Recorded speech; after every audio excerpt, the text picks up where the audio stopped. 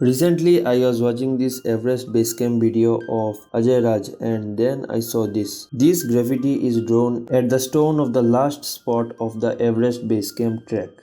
So what does it say? Here, the Everest base camp is crossed out and someone painted Chomolungma.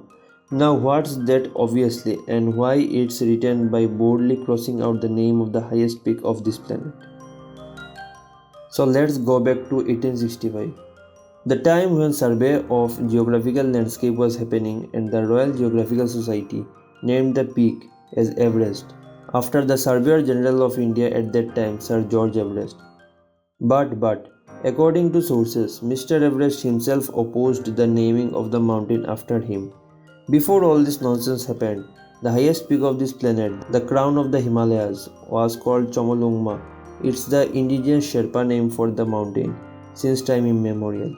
Also, since the peak is now in Nepal and not Tibet, in 1956, the peak was officially named as Sagarmatha, but still, the mountain is not called by her indigenous local name. The debate between Everest and Sagarmatha is not about mountains only.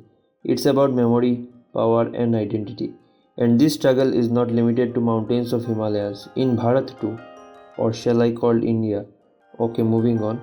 In Bharat too, names have been rewritten, erased and reclaimed, each change showing what part of the history a society chooses to honor and what it chooses to leave behind as memories that haunt. To understand this more closely, let us turn to two well-known examples. Names do matter because they remind us of who we are and which stories we choose to keep. Take Aurangabad.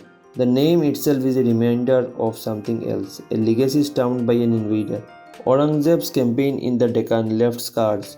The suppression of local institutions, the fracturing of communities, and stories of atrocities were passed down through generations.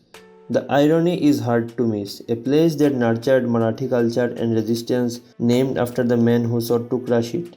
Renaming Aurangabad to ShambhajiNagar is not historical erasure, it is a moral correction. Sambhaji Maharaj symbolizes defiance and sacrifice in Maharashtra's history.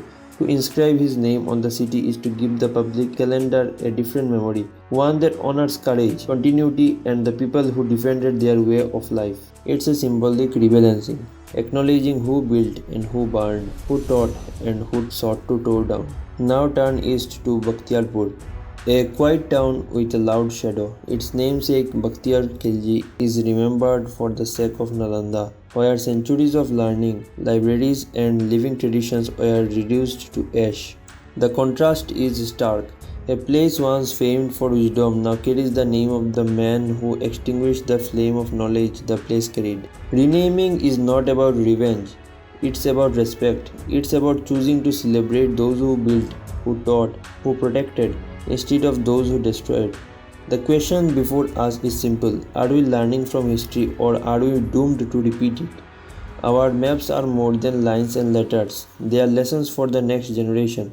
By reclaiming our names, we are reclaiming our story and declaring the world the values we wish to carry forward.